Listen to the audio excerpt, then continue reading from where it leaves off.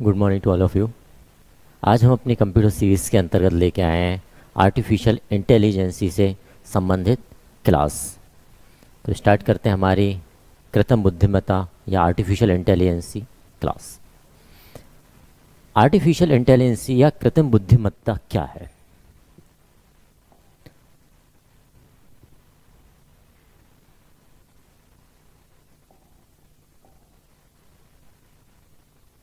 जैसा कि आप देख पा रहे हैं कहीं ना कहीं ब्रेन और सर्किट, यानी कि यदि हम बात करते हैं कृत्रिम बुद्धिमत्ता की, तो कृत्रिम बुद्धिमत्ता के यूनिट के अंतर्गत हम जो चीज़ें पढ़ने जाएंगे उनके बिंदुओं पर हम डिस्कस कर लेते हैं।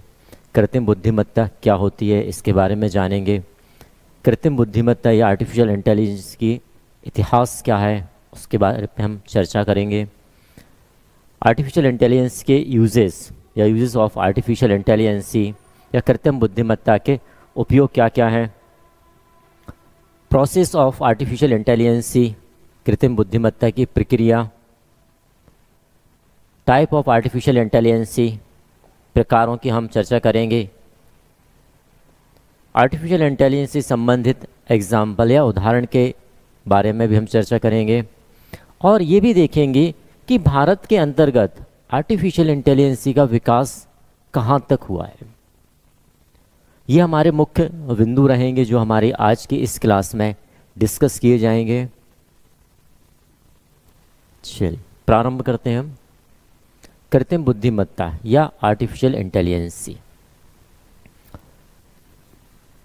यदि देखा जाए तो कंप्यूटर और कंप्यूटर द्वारा नियंत्रित रोबोट के ऐसे कार्य करने की क्षमता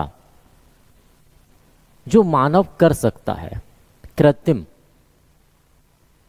यानी कि कंप्यूटर के द्वारा हम ऐसे वर्क को परफॉर्म कराने की यहाँ पर बात कर रहे हैं जो मानव भी कर सकता है, या ये मानव के सक्षम वर्क करने की जो प्रक्रिया है वह कहलाएगी हमारे कृत्रिम बुद्धिमत्ता या आर्टिफिशियल इंटेलिजेंसी।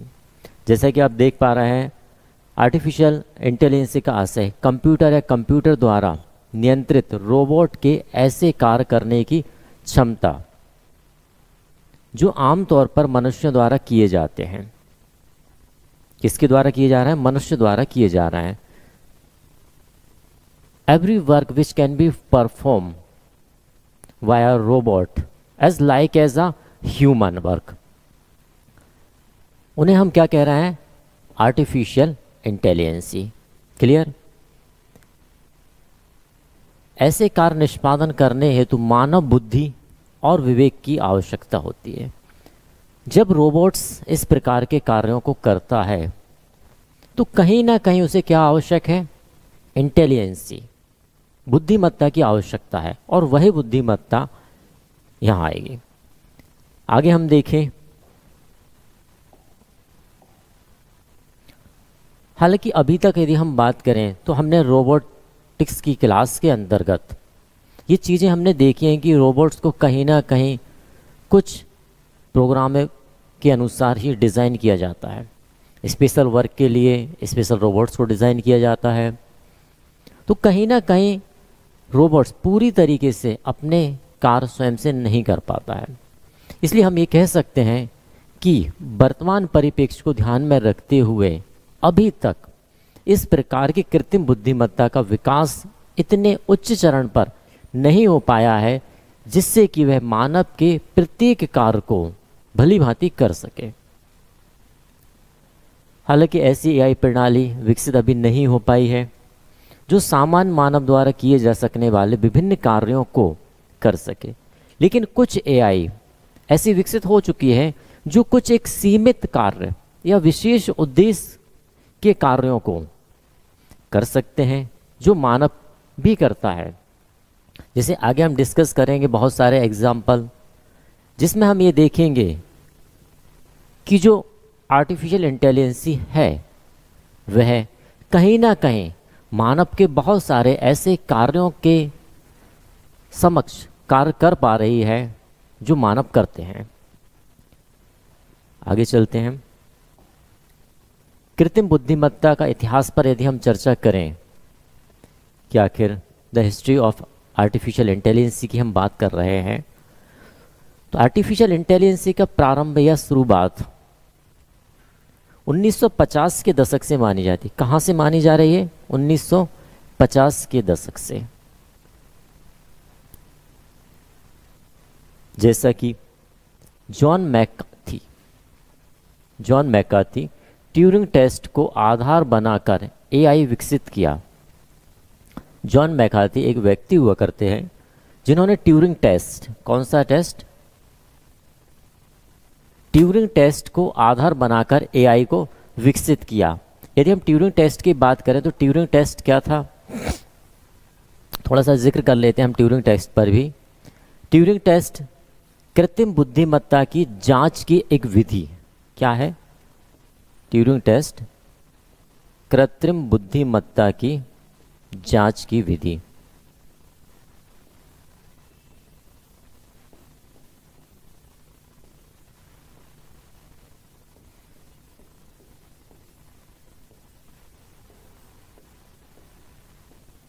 साधारण शब्दों में हम कह रहे हैं जांच की एक विधि। ट्यूरिंग टेस्ट सबसे पहले जॉन मैकार्थी ने एक ट्यूरिंग टेस्ट किया था। इस टेस्ट को ये माना जाता है साधारण शब्दों में कि जब हम आर्टिफिशियल इंटेलिजेंसी की जांच कर रहे हैं तो उस जांच को ही क्या कहा गया है? जांच से संबंधित जो मेथड्स रही उस मेथड्स को कहा जाता है ट्यूरिंग टेस्ट। अब जैसे कि जॉन मैकार्थी इस चीज़ को लेके आए थे तो जॉन मैकार्थी को क्या कहा जाने लगा? एआई का जनक, the father of artificial intelligence, whose John McCarthy. Clear? Turing test को और यदि हम ध्यान से देखें तो यहाँ पर जो ट्यूरिंग टेस्ट है वह कहीं ना कहीं क्या कर रहा है? मानव और कंप्यूटर, इन दोनों को लेकर कृत्रिम बुद्धिमत्ता के बारे में जांच की जाती है। वह जांच कैसे की जाती है? तो जांच के दरमियान या जांच के दौरान दो व्यक्तियों को रखा जाता है परीक्षण के लिए। इस परीक्षण में संस्थापक जो मुख्य रहे हैं वह हैं वैज्ञानिक क्रिप्टोनॉलिस्ट और जीव विज्ञानी एलन ट्यूरिंग। इन दोनों ने ही ट्यूरिंग टेस्ट को आगे बढ़ाया। बेसिकली यदि हम पूछा जाता है ट्यूरिंग टेस्ट क्या है तो हमें इतना ध्यान रखना है, कृत्रिम बुद्धिमत्ता की जांच की एक विधि है। ठीक, इन डीप ज़्यादा भी नहीं आता है, इतना हमें पता होना चाहिए कैसे एआई का विकास प्रारंभ हुआ, किसके द्वारा हुआ और क्या है। एक शब्द आया ट्यूरिंग टेस्ट तो हमने स्पष्ट किया कि कृत्रिम बुद्धिमत्ता की जांच की एक विधि है ट्यूरिंग टेस्ट। जॉन मैकार्थी लाए तो इसलिए जॉन मैकार्थी को क्या कहा गया? फादर ऑफ आर्टिफिशियल इंटेलिजेंस कहा जाता है। 1950 एलन ट्यूरिंग ने कंप्यूटिंग मशीन एंड इंटेलिजेंसी का प्रकाशन किया। किसके द्वारा किया गया? 1950 में एलन ट्यूरिंग द्वारा।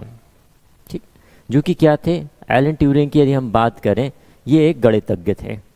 यदि कभी पूछ लिया जाए इन फीचर्स तो हमें ध्यान रखना है क्या थे ये? एलन ट्यूरिंग एक गणितज्ञ थे। ट्यूरिंग टेस्ट में इनका भी सहयोग रहा, एलन ट्यूरिंग का, जॉन मैकार्थी, एलन ट्यूरिंग और एक व्यक्ति और थे क्रिप्टोनॉलिस्ट। ठीक,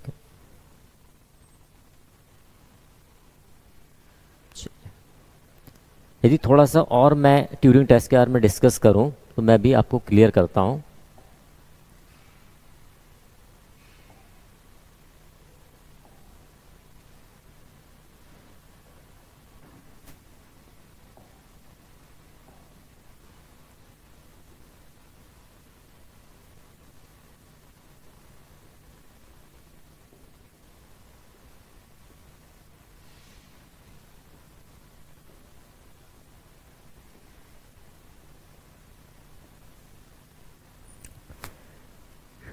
ट्यूरिंग टेस्ट की यदि हम बात करते हैं, सबसे पहले ट्यूरिंग टेस्ट क्या है?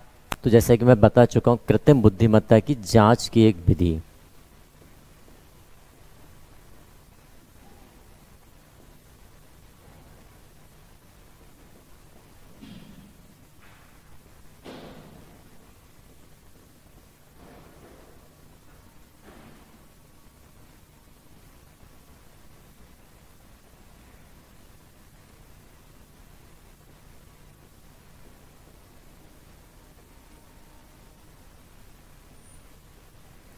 इस ट्यूरिंग टेस्ट के अंतर्गत 3 प्रकार के टर्मिनल को रखा जाता है। मुख्य रूप से यदि हम बात करें तो 3 प्रकार के टर्मिनलों को रखा जाता है।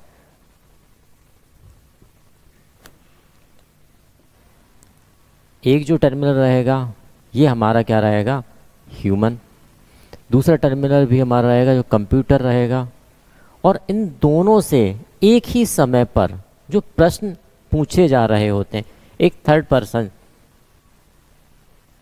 जो प्रश्नकर्ता माना जाता है,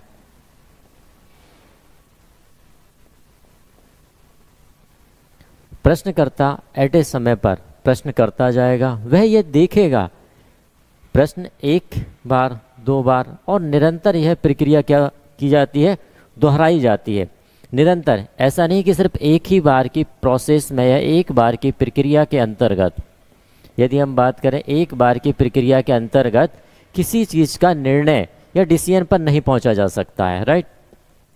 तो यहाँ पर सेम प्रक्रिया को, एक ही प्रक्रिया को कई बार दोहराया जाता है। और दोहराने के उपरांत जब एक ही क्रिया को दोहराया जा रहा, फिर ये निर्णय लिया जाता है कि कहाँ तक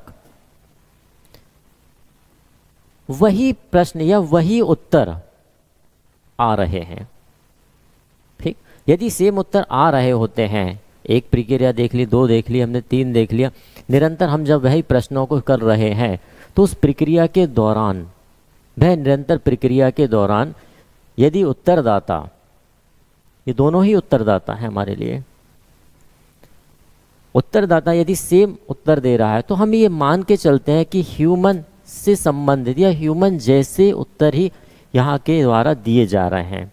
तो इस चीज़ को हम क्या कहते हैं, ट्यूरिंग टेस्ट कहते हैं। ये पूरी प्रक्रिया क्या कहलाती है हमारे लिए, ट्यूरिंग टेस्ट कहलाती है। क्लियर हुआ, क्या कहलाती है, ट्यूरिंग टेस्ट। इसमें यह देख लिया जाता है कि इसकी जो कृत्रिम बुद्धिमत्ता है ये मानव के समक्ष या मानव के समान है या नहीं है। यदि है तो हम इसे मान लेते हैं, यही कहलाता है हमारे लिए क्या, ट्यूरिंग टेस्ट। क्लियर हो, चलिए आगे चलते हैं हम।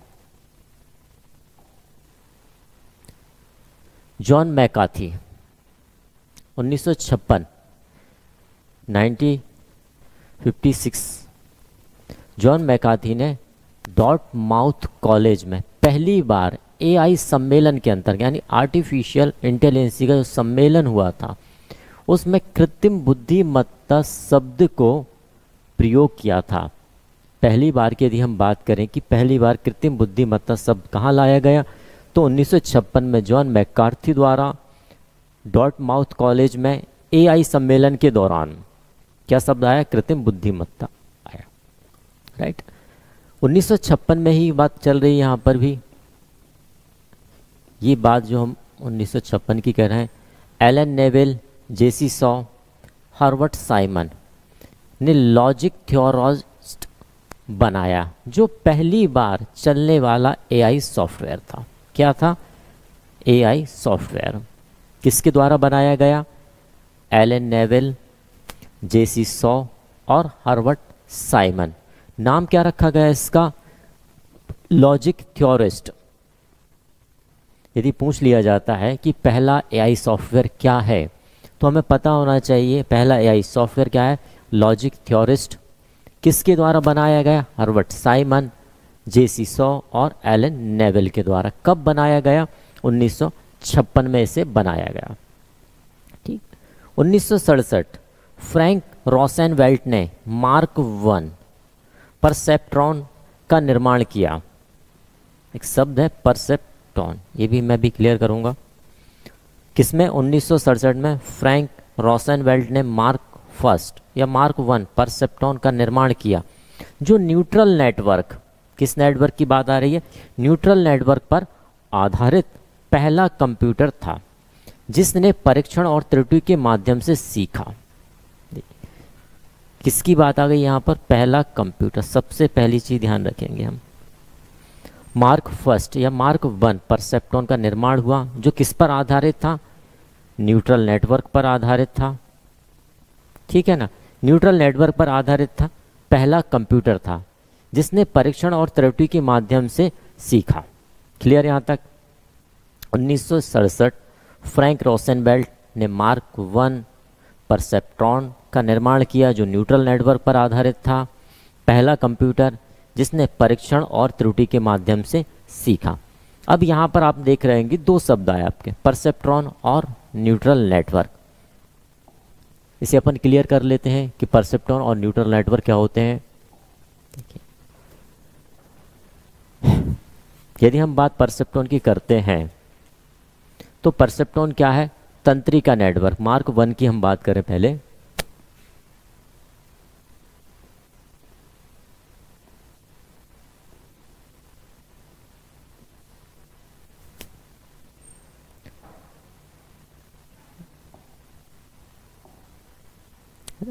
मार्क 1 परसेप्ट्रॉन की हम बात कर रहे हैं, परसेप्ट्रॉन।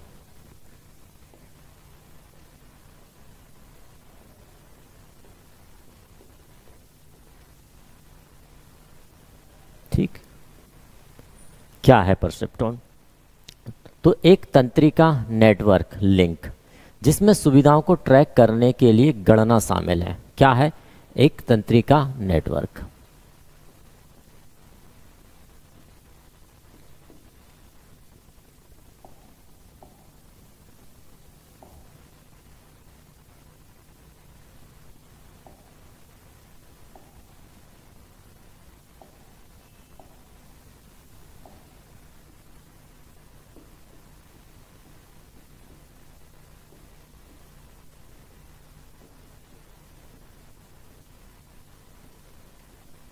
सबसे पहली चीज एक तंत्रिका नेटवर्क लिंक जिसमें सुविधाओं को ट्रैक करने के लिए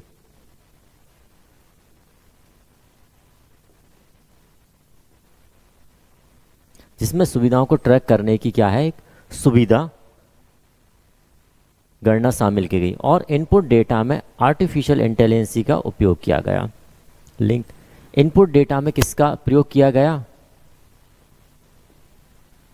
यदि हम इनपुट डेटा की बात करें तो एआई का यूज़ किया गया। इनपुट डेटा में आर्टिफिशियल इंटेलिजेंस का उपयोग किया गया।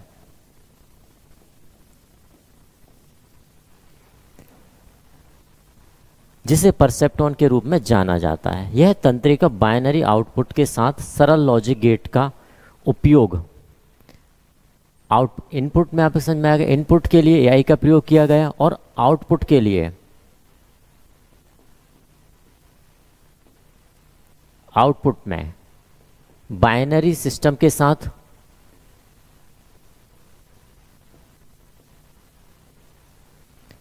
है ना,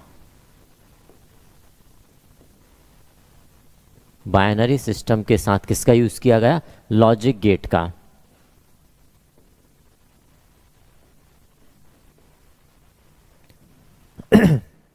और अपन के मार्क 1 परसेप्ट्रॉन क्या है? एक तंत्रिका नेटवर्क लिंक है जो क्या करता है? सुविधाओं को ट्रैक करने के लिए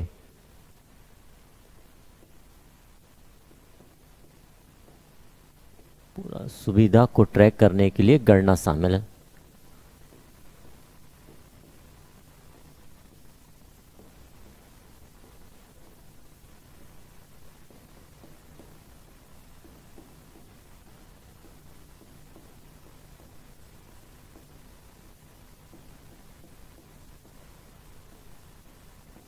गणना को शामिल किया गया। इनपुट डेटा के लिए एआई का यूज़ किया गया। इसमें आउटपुट में बाइनरी सिस्टम और लॉजिक गेट का इसमें प्रयोग किया गया और प्रयोग करने के बाद इसे क्या कहा गया?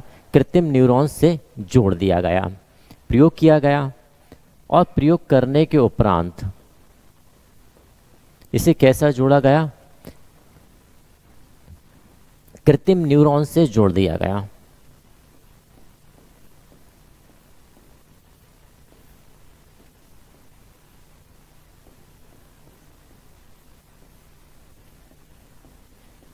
से जोड़ा गया।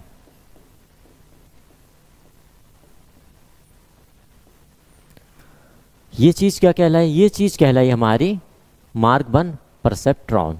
क्लियर? क्या कहलाया? ये मार्क 1 परसेप्ट्रॉन कहलाया। क्लियर? फिर दूसरा शब्द हमारे सामने क्या आया था?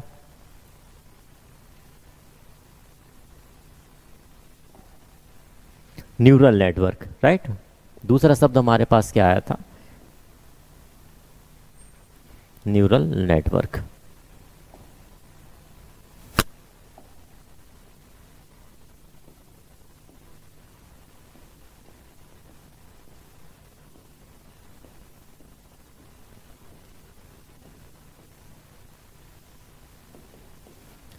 न्यूरल नेटवर्क की भी हम बात कर लेते हैं।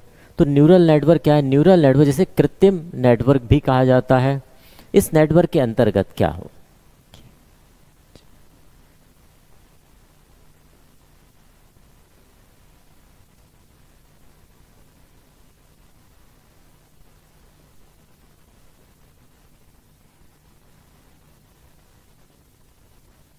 देखते जाइए अब आप।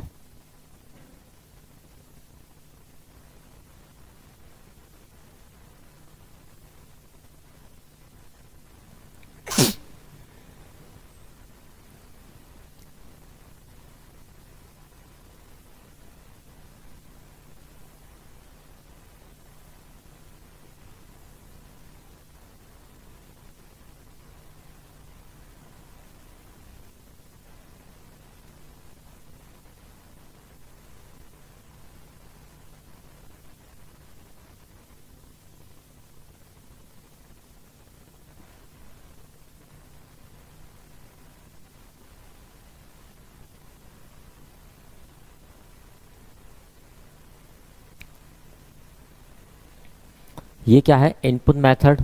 यदि हम बात करें इनपुट लेयर, हिडन लेयर और आपकी आउटपुट लेयर। सबसे पहली लेयर को क्या कहा है? इसे इनपुट लेयर।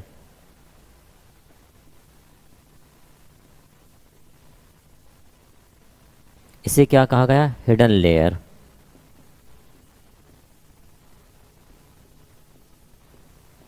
और इसे क्या कहा गया? Output layer.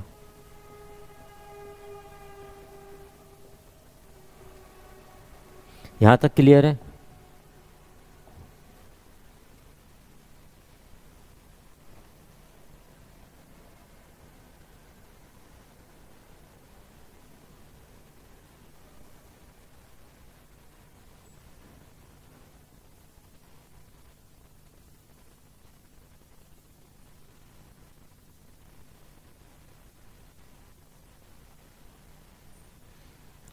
इसके अंतर्गत क्या किया जाता था? मानव मस्तिष्क की जो संरचना है और कार्य प्रणाली से प्रेरित होकर एक मॉडल बनाया गया है जिसमें न्यूरॉन्स के रूप में नोड जुड़े होते हैं। क्या जुड़े होते हैं? नोड्स जुड़े होते हैं। आप देख रहे हैं ये सारे न्यूरॉन्स हैं, उनके तहत नोड जुड़े हुए हैं। अब ये जो नोड है, ये नोड काफ़ी एक जटिल संरचना बनाते हैं और जटिल संरचना बनाने के साथ साथ क्या करते हैं? किसी न किसी आउटपुट पर अवश्य पहुंचते हैं। क्योंकि हम देखते हैं कि यदि हमारे ब्रेन की बात की जाए तो एक काफ़ी जटिल संरचना है और वही जटिल संरचना क्या हो रही है? यहाँ पर न्यूरल नेटवर्क के अंतर्गत आ रही है। यदि आप देखेंगे कृत्रिम बुद्धिमत्ता में हमें बहुत सारे विचारों को क्या करना पड़ता है? समायोजित करना पड़ता है। किस परिस्थिति में व्यक्ति किस प्रकार के निर्णय लेगा। जैसे कि हम देखते हैं कि एक परिस्थिति होने के उपरांत भी सभी व्यक्तियों का एक ही निर्णय नहीं होता है।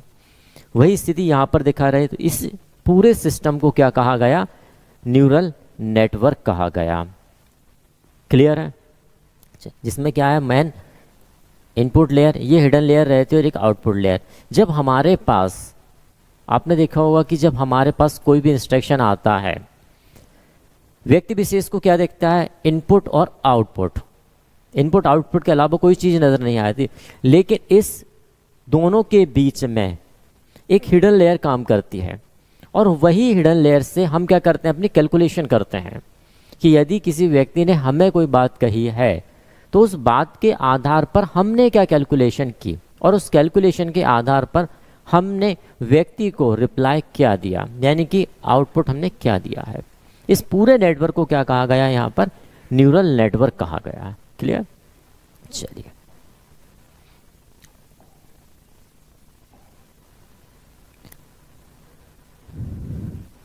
उन्नीस IBM के डीप ब्लू ने एक शतरंज मैच में तात्कालिक डीप ब्लू क्या है? अब डीप ब्लू भी कृत्रिम बुद्धिमत्ता पर आधारित है। इसने क्या किया? विश्व शतरंज चैंपियन गैरी कास्परोव को हराया। आर्टिफिशियल इंटेलिजेंसी डीप ब्लू, जब इसके द्वारा चेस में चैंपियन कौन है आपके? विश्व चैंपियन की बात की जा रही है यहाँ पर। विश्व चैंपियन गैरी कास्परोव को हराया, 2 बार हराया। तो देखा गया कि इंटेलिजेंसी की जो क्षमता थी काफ़ी बढ़ रही है। 2015 की बात करें, 2015 वाइडू का मिनवा सुपर कंप्यूटर, किसका है? वाइडू का मिनवा सुपर कंप्यूटर औसत मानव की तुलना में उच्च दर वाली सटीकता के लिए छवियों को पहचानने और वर्गीकृत करने के लिए विशेष प्रकार के गहरे तंत्रिका नेटवर्क का उपयोग करता था, जिसे कन्वेंशनल तंत्रिका नेटवर्क कहा गया। देखिए, अभी जस्ट हमने पहले समझा न्यूरल नेटवर्क यानी कि तंत्रिका नेटवर्क, एक साधारण नेटवर्क की बात की जा रही थी। यहाँ पर और ज़्यादा जटिल नेटवर्क आ गया। जैसे जैसे बुद्धिमत्ता का विकास होता गया वैसे वैसे जटिलता बढ़ती गई। आप किसी भी चीज़ को यदि देखते हैं तो प्रारंभिक क्षण में क्या वो बिल्कुल सरल होता है, बिल्कुल सरल रहेगा। किसी भी का विकास आप देख लीजिए सरल रहता है प्रारंभिक बिंदु में, और जैसे जैसे ये विकास बढ़ता जाता है वैसे वैसे आप देखेंगे कॉम्प्लेक्सिटी या जटिलता बढ़ती जाती है। और वही चीज़ यहाँ पर बताई जा रही है। अब हम बात 2015 की कर रहे हैं। 2015 में बायडू का मिनवा सुपर कंप्यूटर की बात आ गई यहाँ पर। जब सुपर कंप्यूटर की बात आती है तो हम देखेंगे कि जटिलताओं का वर्णन स्वाभाविक है। Complexity will be increased in day to day obviously. तो यहाँ पर वही चीज़ आ रही कि आप देखेंगे छवियों को पहचानने और वर्गीकृत, identify images and the classification of images, एक स्पेशल वर्क जब आएगा तो हम देखेंगे डीप न्यूरल नेटवर्क का प्रयोग।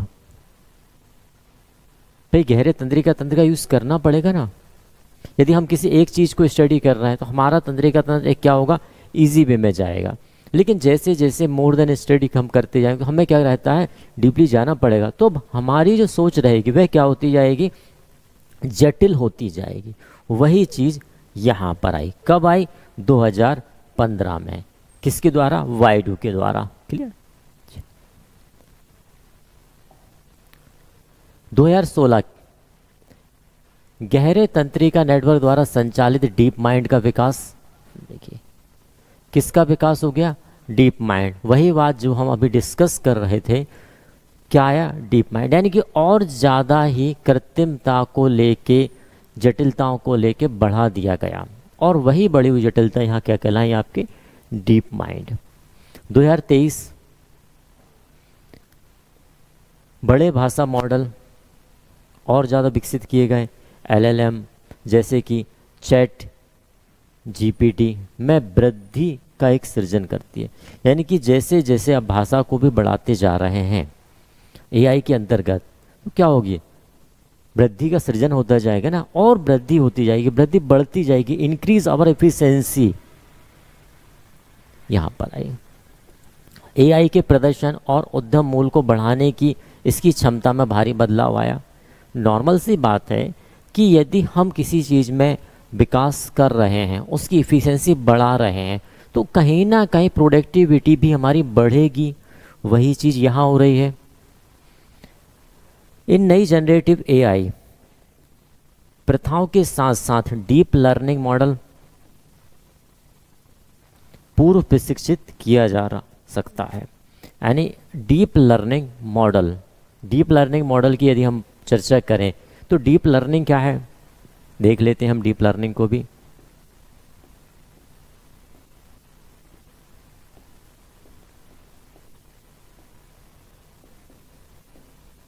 यदि हम डीप लर्निंग की बात करें तो मशीन लर्निंग का एक सबसेट माना जाता है। एक ऐसा क्षेत्र जो कंप्यूटर एल्गोरिथम की जांच करके, डीप लर्निंग वास्तव में क्या है ये कहें तो मशीन लैंग्वेज की सबसेट।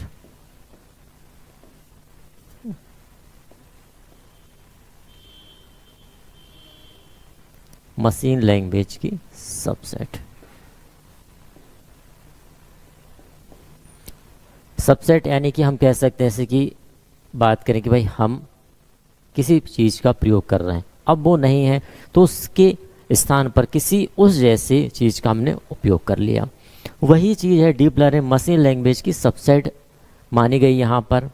और सबसेट के अंतर्गत हमने क्या देखा कि जो डीप लर्निंग है वह क्या कर रही है, स्वयं से कैलकुलेशन करके यानी स्वयं के द्वारा एल्गोरिथम जनरेट कर रही है। स्वयं से सीखना, क्या किया जा रहा है इसका, स्वयं से सीखना, स्वयं से ही सीख रही है। जैसे हम देखते हैं कि जब बच्चा छोटा रहता है तब हमें उसे चीज़ें सिखानी पड़ती हैं, लेकिन जैसे जैसे वह बड़ा हो जाता है तो बड़े होने पर हम बहुत सी चीज़ें उसे नहीं सिखाते, वह स्वयं चलता है, गिरता है, उठता है, सीखता है। सेम स्थिति यहाँ पर आ रही है। उस प्रक्रिया को हम क्या कह रहे हैं यहाँ पर, डीप लर्निंग। क्लियर है? डीप लर्निंग कोई ज़्यादा क्रिटिकल कॉन्सेप्ट नहीं है। डीप लर्निंग बिल्कुल सिंपल कॉन्सेप्ट है कि मशीन लैंग्वेज का एक सबसेट। देखिए मशीन लैंग्वेज को आप कब तक चलाएंगे, यदि आप कंप्यूटर के और प्रारंभिक दौर में जाएं तो हमने देखा कि प्रारंभिक दौर में computer as a machine, right, machine, electronic machine आज भी हम कहते हैं, तो वहाँ पर न्यूमेरिकल कोड्स चला करते थे, इंस्ट्रक्शन कोड चला करते थे। फिर धीरे धीरे उन्हें क्या किया गया, प्रोग्रामिंग लैंग्वेज में कन्वर्ट किया गया। सेम प्रक्रिया यहाँ पर है। क्लियर हुआ? तो डीप लर्निंग मशीन लैंग्वेज की एक सबसेट है जो स्वयं के लिए एक एल्गोरिदम का निर्माण करती है और एल्गोरिदम का निर्माण करने के उपरांत वह स्वयं से ही सीखने लगती है। क्लियर? क्लियर हुआ कि डीप लर्निंग क्या है? और डीप लर्निंग मॉडल भी इसी पर आधारित था कि किस प्रकार से हम अपनी कृत्रिम बुद्धिमत्ता को और ज़्यादा इंक्रीज कर पाएंगे। एल्गोरिदम भी हम क्लियर, एल्गोरिदम भी क्या है, एल्गोरिदम एक साधारण शब्दों में ह्यूमन के लिए प्रयोग किए जाने वाले सबसेट। जब हम एल्गोरिदम की बात करते हैं तो किसी कार्य को अपने स्वयं की भाषा में लिख देना ही क्या कहलाती है, एल्गोरिदम कहलाती है। चलिए आगे हम देखेंगे कृत्रिम बुद्धिमत्ता के उपयोग, यूज़ ऑफ आर्टिफिशियल इंटेलिजेंस की बात की जा रही है। तो आज के दौर में यदि हम वर्तमान परिप्रेक्ष्य की बात करें तो आर्टिफिशियल इंटेलिजेंस का प्रयोग अधिकांश सभी जगह किया जा रहा है, जैसे ऑटोमोबाइल सेक्टर में, बिजनेस सेक्टर में, एजुकेशन सेक्टर में, फाइनेंस सेक्टर में, मैन्युफैक्चरिंग सेक्टर में, gaming sector, government sector, health sector. ये कहें कि ऐसा कोई सेक्टर नहीं रह गया है जहां पर हम आर्टिफिशियल इंटेलिजेंस का उपयोग नहीं कर रहे हैं। भारत में भी, और यदि हम वर्ल्ड स्तर की बात करें तो वर्ल्ड स्तर पर भी प्रत्येक स्थान पर जहां पर हम ये प्रयास करते हैं कि मानव एफिशिएंसी को कम किया जाए या मानव को कम किया जाए, वहाँ पर हम किसका प्रयोग करने लगते हैं, रोबोट्स, और रोबोट्स के अंदर आर्टिफिशियल इंटेलिजेंस का। जैसा कि आप सभी जानते हैं कि वर्तमान परिप्रेक्ष्य में रोबोट हर जगह प्रयोग किए जा रहे हैं। तो रोबोट प्रयोग किए जा रहे हैं तो रोबोट के साथ साथ हमें क्या चाहिए है, आर्टिफिशियल इंटेलिजेंस चाहिए। पहले आपने रोबोट देखे होंगे, रोबोट की स्थिति क्या थी कि किसी एक विशेष कार्य के लिए हम रोबोट को डिज़ाइन करते थे। फिर धीरे धीरे हमने उनमें क्या की, आर्टिफिशियल इंटेलिजेंस का प्रयोग किया, और आर्टिफिशियल इंटेलिजेंस के प्रयोग के उपरांत वह रोबोट जो हमारे सिंगल यूजेस के लिए बनाए गए थे उन्हें हमें मल्टीपर्पस वर्क को परफॉर्म हम करा सकने में पॉसिबल हुए। किसके थ्रू हुए, तो कृत्रिम बुद्धिमत्ता या आर्टिफिशियल इंटेलिजेंस के द्वारा। तो आज के समय पर आर्टिफिशियल इंटेलिजेंस का प्रयोग प्रत्येक क्षेत्र में किया जा रहा है, चाहे ऑटोमोबाइल का क्षेत्र हो, चाहे बिजनेस का क्षेत्र हो, फाइनेंस का क्षेत्र हो, manufacturing, gaming, government, health, hospital, education, commerce, e commerce, m commerce, प्रत्येक ऐसी शायद कोई फील्ड ना रह गई होगी जिसमें आर्टिफिशियल इंटेलिजेंस या रोबोट का यूज ना किया जा रहा हो। टाइप ऑफ आर्टिफिशियल इंटेलिजेंस या प्रकारों की हम चर्चा कर लेते हैं कि कितने प्रकार की आर्टिफिशियल इंटेलिजेंस होती है। मोस्टली 2 प्रकार से इसे वर्गीकृत किया गया है। फर्स्ट, बेस्ड ऑन कैपेबिलिटी या कैपेबिलिटी के आधार पर, और दूसरी फंक्शनलिटी के आधार पर।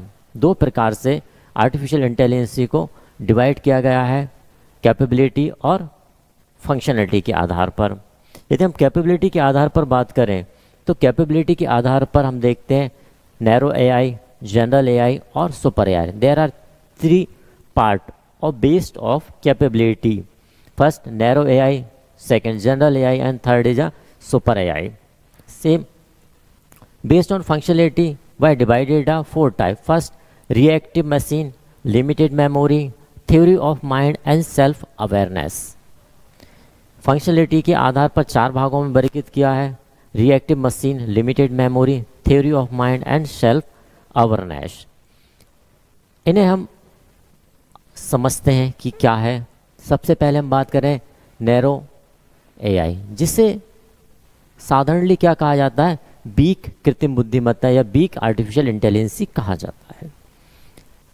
एक ही टास्क को परफॉर्म करने में सक्षम, पूर्व निर्धारित कार्यों पर काम। सिर्फ एक ही प्रकार, यदि हम वर्क की बात कर रहे हैं तो एक ही प्रकार के वर्क को करने में सक्षम होते हैं नैरो एआई, जिसे साधारण शब्दों में क्या कहा जाता है, कई बार बीक एआई भी कहा जाता है।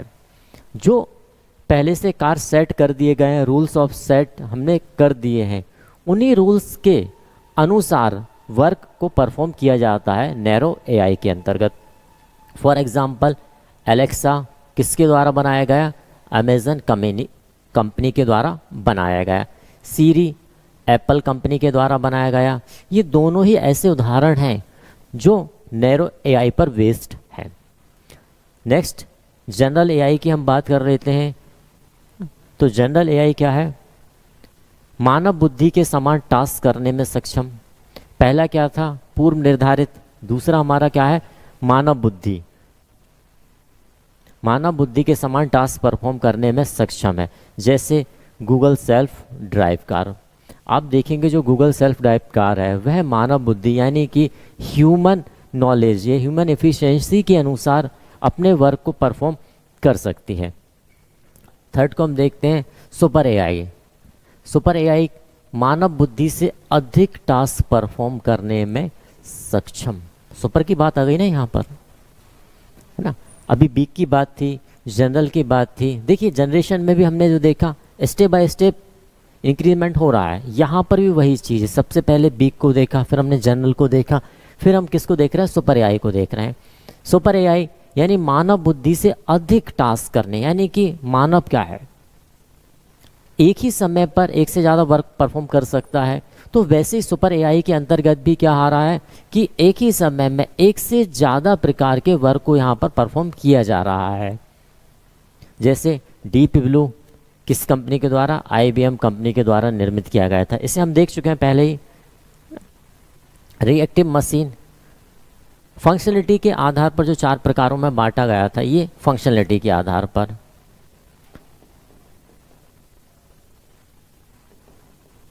Functionality on the basis of functionality. First क्या था, रिएक्टिव मशीन, दिए गए कार्य को करना, केवल वर्तमान परिदृश्यों पर ही प्रतिक्रिया। जो कार्य दिया गया है उन्हीं कार्यों को करना है यहाँ पर।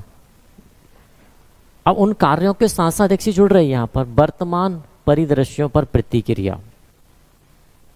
जैसे कि डीप ब्लू की हम बात कर रहे हैं, जो आईबीएम कंपनी द्वारा निर्मित की गई थी, जो यहाँ पर किसके अंतर्गत आ रही, सुपर एआई के अंतर्गत आ रहा है। यहाँ पर भी हम देख रहे हैं टास्क करने में सक्षम अधिक। यहाँ पर स्थिति क्या है, जो टास्क दिया गया है उस टास्क तो कर ही रहे हैं, लेकिन जैसे ही सडनली कोई करंट टास्क आ जाता तो उसके अनुसार वह प्रतिक्रिया भी दे रहा है। ये देखिए, इसे फंक्शनलिटी में क्या रखा है, रिएक्टिव मशीन के रूप में रखा गया है। Next limited memory, pre program knowledge और ऑब्जर्वेशन करने अपना कार्य करती है। प्री प्रोग्राम नॉलेज यानी कि जो प्रोग्राम इनपुट कर दिया गया है, जो प्रोग्राम सेट कर दिया गया है, उस प्रोग्राम पर ऑब्जर्वेशन करना। ऐसा नहीं कि प्रोग्राम तो सेट किया सिर्फ उसे करे जाना, ऑब्जर्वेशन भी करना है। ऑब्जर्वेशन करने के बाद वर्क परफॉर्म करना है, यानी कि सेल्फ ड्राइविंग कार। जैसे कि कई मूवीज़ में आपने देखा होगा ड्राइवरलेस कार को। तो ड्राइवरलेस कार क्या है, प्रोग्राम किया गया है कि इतनी स्पीड से यहाँ पर चलना है, फिर ये चीज़ आ जाती है तो आपको रुकना है इतने डिस्टेंस पर। तो वही पूरा एग्जाम्पल क्या है, लिमिटेड मेमोरी का है। ठीक। थर्ड क्या है, थ्योरी ऑफ माइंड। यदि हम थर्ड की बात करें, थ्योरी ऑफ माइंड, मानव व्यवहार, पसंद नापसंद, सुख दुख ऑब्जर्व कर कार्य करना।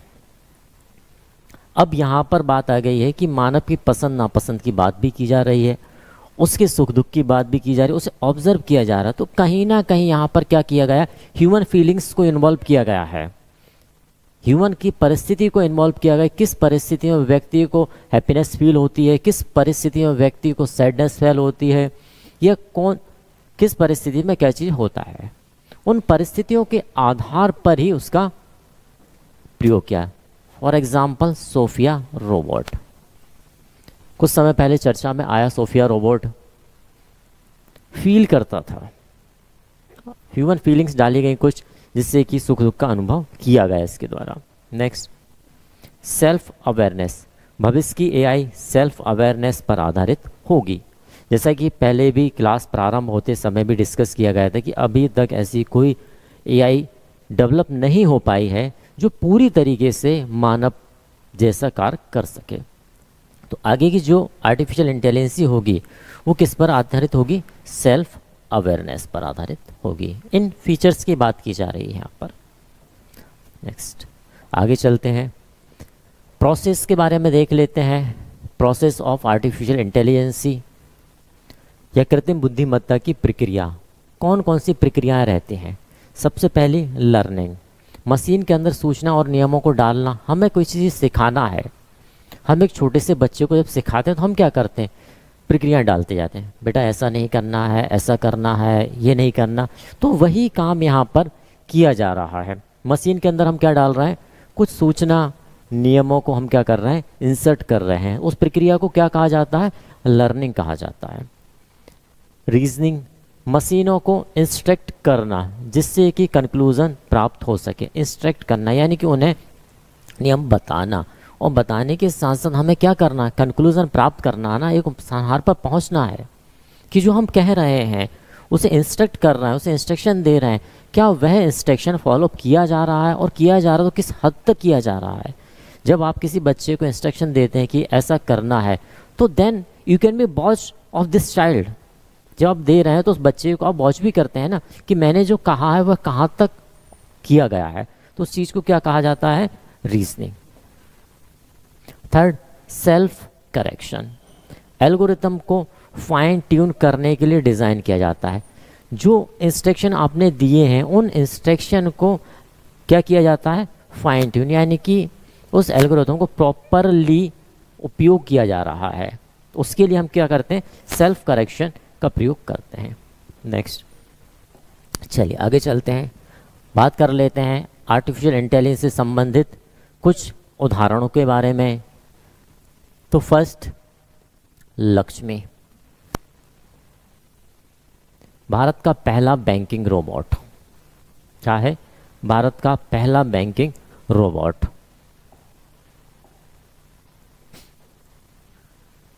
दो 2016 में तमिलनाडु के सिटी बैंक द्वारा लॉन्च किया गया। कब किया गया, 2016 में।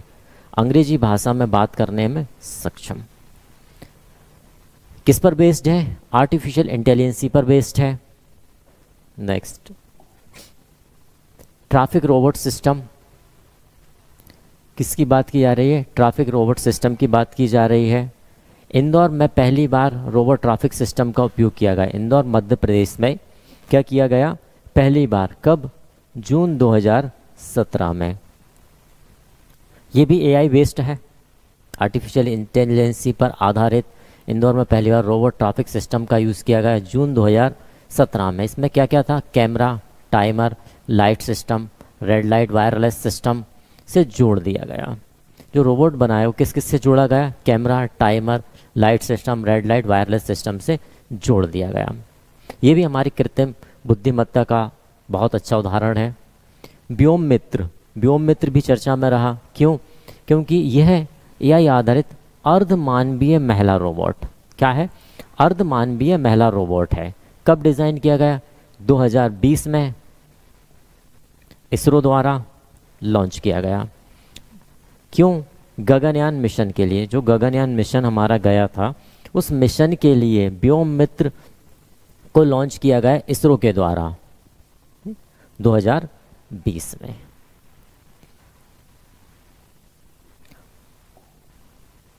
आस्क दिशा एआई आधारित चैटबैट, एआई आधारित चैटबैट यानी कि आर्टिफिशियल इंटेलिजेंस आधारित चैट बात करने के लिए। निर्माण किसके द्वारा? IRCTC के द्वारा निर्माण किया गया। खास बात क्या रही इसमें? यह भी 2018 में अंग्रेजी भाषा में कस्टमर से बात करने के लिए बनाया गया, लेकिन वर्तमान में हिंदी का भी प्रयोग इसके द्वारा किया गया। बनाया सिर्फ इंग्लिश के लिए था, लेकिन बाद में इसे भी हिंदी में प्रयोग किया गया, यानी हिंदी भाषा में भी इसे प्रयोग किया गया। नेक्स्ट, मित्र ह्यूमैनॉइड रोबोट बेंगलुरु की कंपनी इनवोटो रोबोटिक्स द्वारा बनाया गया। क्या? मित्र ह्यूमैनॉइड रोबोट है ये। भारत में एआई के विकास से संबंधित कुछ चर्चा कर लेते हैं। यहाँ पर हमने जो उदाहरण देख लिए, 2017 में पहली बार इंदौर शहर, जस्ट लास्ट में हमने देखिए यहाँ डिस्कस किया है इंदौर का, यह है 2017, जून 2017, राइट। वही चीज़ आगे आई। भारत में पहली बार कब आया? एआई पर प्रयोग किया गया था ट्रैफिक कंट्रोल के रूप में, जून 2017। 2018-19 में बजट में कृत्रिम बुद्धिमत्ता को प्रोत्साहन करने के लिए प्रोविज़न किया गया। जब देखा गया कि ये कहीं ना कहीं भारत के लिए उपयोगी साबित हो रहा है, जब कोई चीज़ भारत के लिए उपयोगी साबित होती है या आगे हमारे विकास में सहयोग दे रही है, तो उसके लिए बजट में प्रावधान किया जाता है। तो यहाँ पर भी बजट में क्या किया गया? प्रावधान किया गया कृत्रिम बुद्धिमत्ता को प्रोत्साहन, increase of artificial intelligence just can be provised in budget 2018 and 19। फिर हमने आगे देखा, नीति आयोग द्वारा कृत्रिम बुद्धिमत्ता कार्यक्रम का आयोजन किया गया। नीति आयोग जो हमारे भारत का एक आयोग है, उसके द्वारा क्या किया गया? कृत्रिम बुद्धिमत्ता पर कार्यक्रमों का आयोजन किया गया। चलिए अक्टूबर 2020 की बात करें। अक्टूबर 2020 नई दिल्ली में कृत्रिम बुद्धिमत्ता शिखर सम्मेलन responsible AI for social empowerment आयोजित किया गया। क्या किया गया? Responsible AI for social empowerment, यानी कि कहीं ना कहीं एआई को बढ़ावा देने के लिए नई दिल्ली में अक्टूबर 2020 में आयोजित किया गया सम्मेलन। तेलंगाना सरकार द्वारा कृत्रिम बुद्धिमत्ता वर्ष घोषित किया गया। ये आ चुका है क्वेश्चन कि किसके द्वारा कृत्रिम बुद्धिमत्ता वर्ष घोषित किया गया था, तो ध्यान है हमें तेलंगाना के द्वारा किया गया था। नेक्स्ट, बेंगलोर और हैदराबाद में कृत्रिम बुद्धिमत्ता प्रमुख केंद्र स्थापित किए गए। ये केंद्रों की बात पूछ ली जाती है। कृत्रिम बुद्धिमत्ता केंद्र कहाँ है? तो ध्यान रखना हमें बेंगलोर में है और हमारे हैदराबाद के अंतर्गत है, राइट। 2022 में एआई के ही प्रोत्साहन के लिए 2022 में स्कूली शिक्षा में एआई पढ़ाने का प्रथम राज्य बना हमारा मध्य प्रदेश। कब? 2022 में। स्कूली शिक्षा में, यहाँ पर बात स्कूली शिक्षा की आ रही है। स्कूली शिक्षा में कृत्रिम बुद्धिमत्ता को पढ़ाने वाला प्रथम राज्य क्या है? मध्य प्रदेश है। कुछ और महत्वपूर्ण शब्दावली से परिचित होते हैं हम। मशीन लर्निंग का आविष्कार कब हुआ? 1959 ऑथर सैमुअल के द्वारा किया गया, है ना।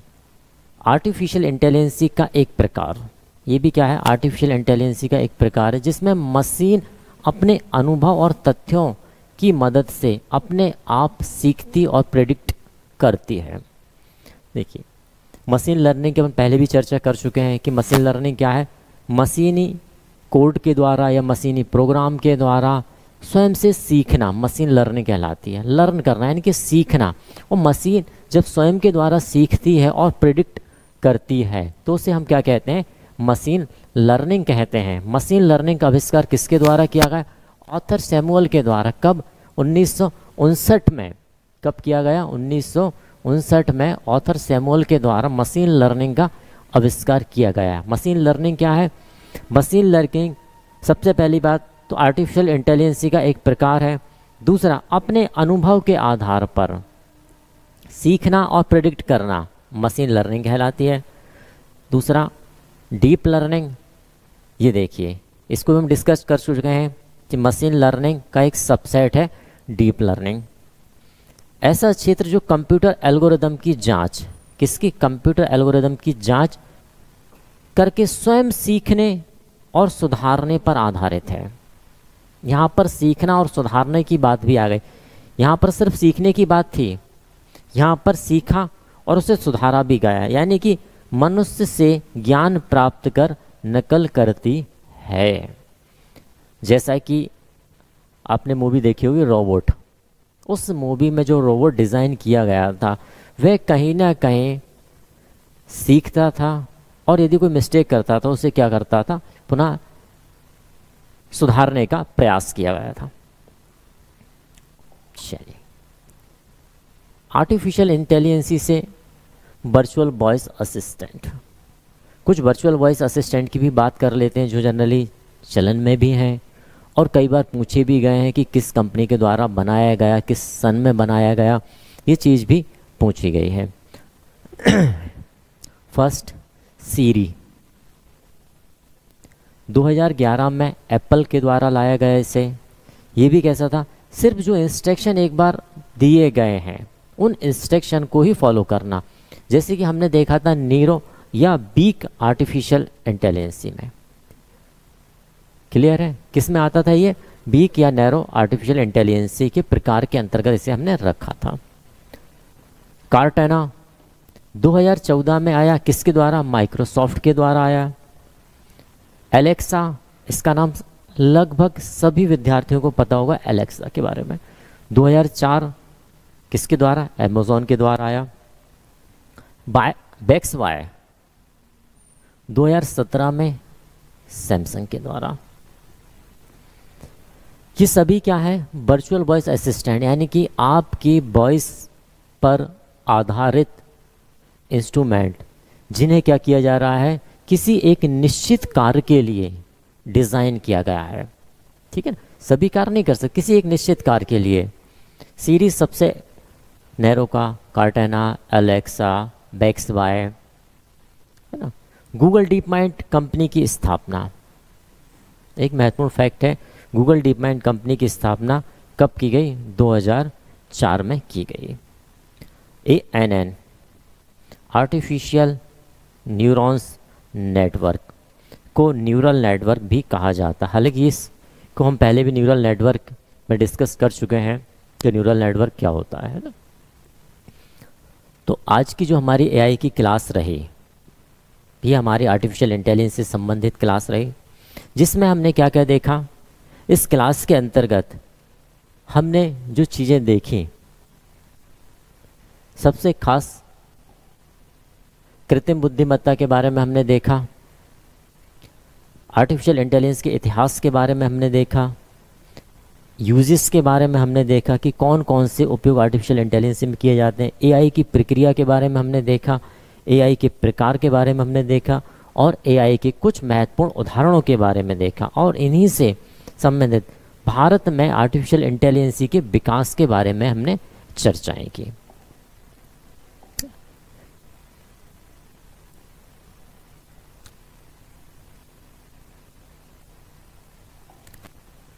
आर्टिफिशियल के यूजेस प्रकार जो हमारे रहे, दो प्रकार से मुख्य, based on capability and based on functionality के आधार पर।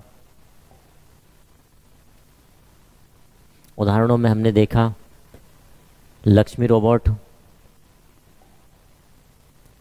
Traffic system robot, Vyomputra robot और आस्क दिशा के बारे में हमने देखा।